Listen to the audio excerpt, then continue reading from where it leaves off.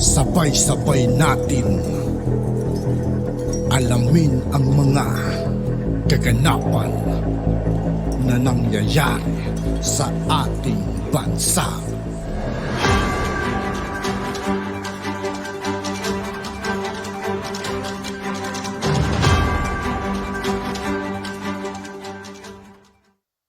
Yo, what's up mga kaibigan? This is I2K po again. Ngayon nandito naman ulit tayo sa channel ni KBBM News PH. Dito naman ulit tayo magbibigay ng komento at reaksyon. Kaya simulan natin mga kaibigan. Let's go!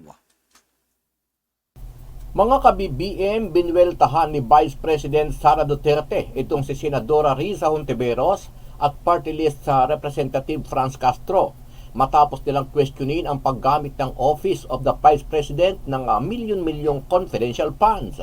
Ilang ahensya rin ang humiling na magka-confidential funds para sa 2024. Sabi ni VP Sara, tila gumagawa lang ng paraan ang kampo ni Hontiveros at Makabayan Black dahil sa controversial. Isa rin ito yung mga kaibigan ni si Hontiveros. Wala nang ibang ginawa kundi hanapan ng botas ang ating mahal na Vice President mga kaibigan. Kaya pakiusap po mga kaibigan, sa susunod na eleksyon, wag nyo na hong iboto yan, si Hontiveros. May atraso pa yata sa PhilHealth yan, sabi-sabi.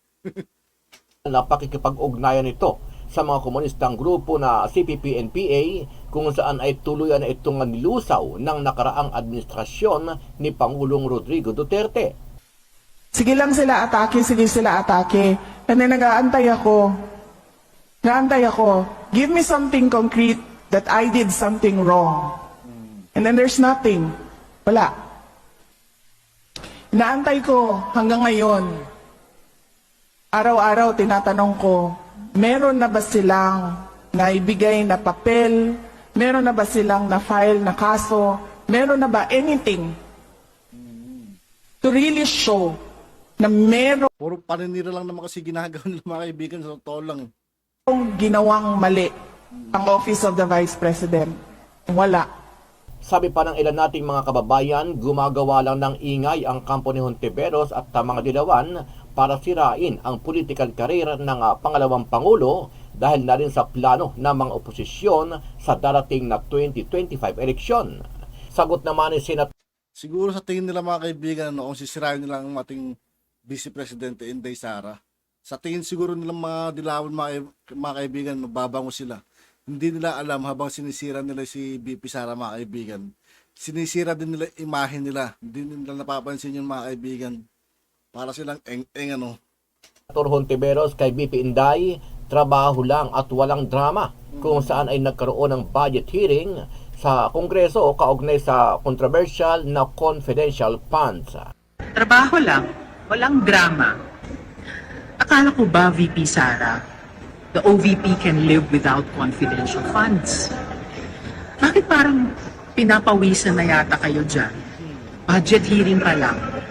Lahat naman ng ahensya naglalabas ng proposed budget. Hindi kayo special. Napaghahalataan pang scripted yung mga sinasabi ni Hontiveros mga kaibigan, Ngayon ko ba sa taong to?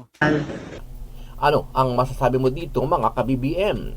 Sama-sama natin panuorin ang buong video at pakicomment nyo po ang inyong mga reaksyon at sariling opinyon.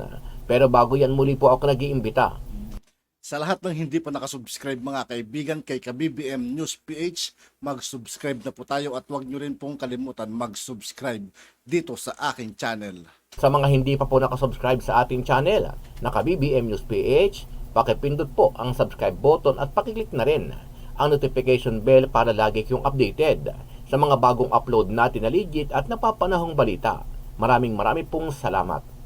Pinabulaan na ni Senadora Risa Hontiveros ang mga pasaring ni Vice President and Education Secretary Sara Duterte dahil sa pagkwestiyon ng minority bloc sa ipinapanukalang confidential funds ng OVP at DepEd. Ayon kay Hontiveros, trabaho lamang at walang drama. Trabaho lang, walang drama. Parang tanga trabaho lang, walang drama. Ang salita mo, mukha kang tanga. Akala ko ba, VP Sara, the OVP can live without confidential funds? Bakit parang pinapawisan na yata kayo dyan? Budget hearing pa lang. Lahat naman ng ahensya naglalabas ng proposed budget. Hindi kayo special. If you're so confident about those confidential funds, then defend them publicly. Ayon kasi sa bahagi ng payag ng Vice Presidente, kahihiyan na hindi makapaglabas ang senadora ng patunay upang suportahan ang kanilang maruming imahinasyon, bagay na pinabulaanan ni Ontiveros. Napakababa na yata ng standards ng OVP. Gagawin mo lang ang trabaho mo amusing na agad. Kung meron mang amusing, yan ay yung halos kalahating oras na turo-turo, pag-iwas sa tanong, paikot-ikot na sagot at pagbabaluktot ng sitwasyon. Ginawa nilang perya ang Subukan kaya muna ni Hontiveros mga kaibigan, no? Mag-BP para alam niya yung pinagsasabi niya. No? basic na proseso ng pagbusisi ng pera ng bayan. Hindi ko kailangang Speech mo pa lang may binabasa ka na, payuko-yuko ka na, nakakainis ka na. mag-wish na na-access ng opisina niya ng illegal ang confidential funds. Dalawang former Senate President na ang nagsabi, Senator Drilon at Senator Pimentel.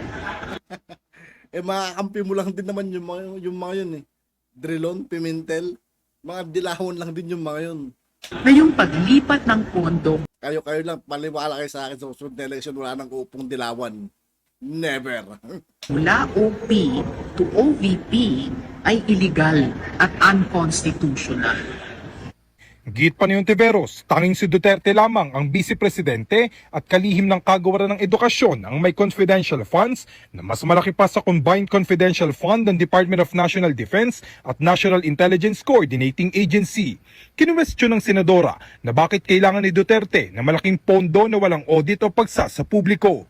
Dahil sa malaking responsibilidad ng mga opisyal ng gobyerno, humihingi ang senadora ng kaunting kakayahan pagdating sa mga usapin sa pananalapi tulad ng sino mang nagbabayad ng buwis na Pilipino.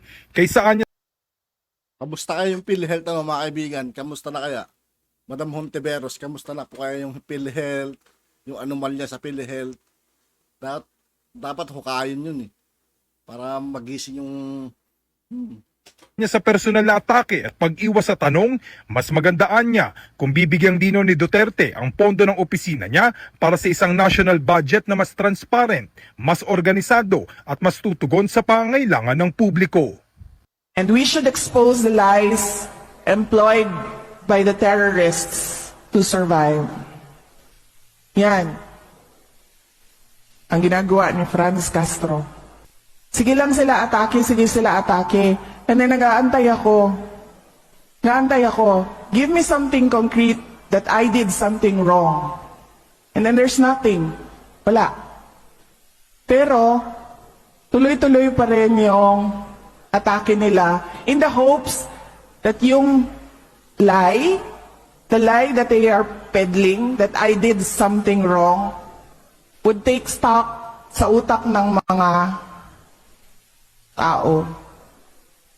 Yan yung ginagawa nila. Kaya, naglabas na kami ng statement ngayon Nagpasalamat na kami kay Congressman Estela Kimbo, nagpasalamat na kami kay ES, nagpasalamat na kami kay Secretary Gibo, nagpasalamat na kami sa mga nagsasalita. Pero sinasabihan namin sila privately, wag na kayo magsalita because there is no defending an attack that is meant to run paulit-ulit para in the end yung hindi totoo maging totoo sa utak ng mga tao. Inaantay ko hanggang ngayon, araw-araw tinatanong ko, meron na ba silang naibigay na papel? Meron na ba silang na-file na kaso? Meron na ba anything to really show na merong ginawang mali ang Office of the Vice President? Wala. Pero tuloy-tuloy pa rin sila. And then pag tinatanong sila, oh, but you, Kaya yung mga taong, kung mga kaibigan, paninira lang talaga yung ginagawa nila sa ating mahal na BP Sara. Di ba? Wala naman pala silang ipapile. Di ba? Wala naman silang nakikitang mali sa ginagawa ng ating mahal na BP Sara. Pero itong mga dilawan na to, mga pinklawan kayo. Took Kaya susunod mga kaibigan na eleksyon, huwag na natin iboto yung mga yan. out words doon sa batas. You took out words doon sa batas and you interpret it this way. Sabi nila, huwag niyo na basahin yung 3 words dyan. Basta makinig lang kayo sa interpretation namin. Yan ang ginagawa ni Franz Castro. Ngayon. At ng buong Makabayan Bloc. Kasi alam nila na ginagamit namin ang pera para hanapin yung koneksyon nila sa mga NPA. At yun nga po mga kaibigan, dito po nagtatapos ang ating reaction video. Muli, ako po si I2K ng Sundalo ng Dunggalo at 811. Maraming salamat sa patuloy na pagsuporta. Yeah, peace out.